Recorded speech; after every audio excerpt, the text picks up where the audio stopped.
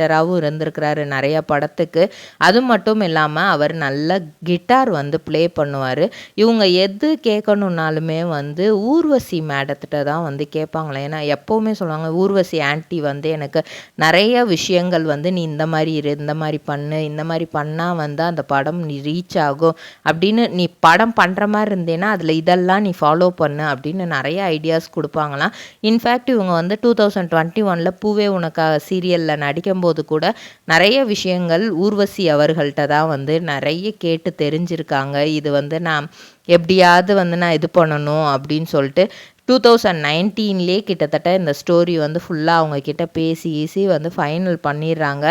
கஸ்தூரி நிவாஸ் இந்த பேரோட வந்து இது பண்ணி அவங்க வந்து 2019 வந்து இந்த சீரியல் வந்து டப்பிங் சீரியல் தான். அது பூவே உனக்காக சீரியல், கஸ்தூரி நிவாசான்ற ஒரு சீரியல்.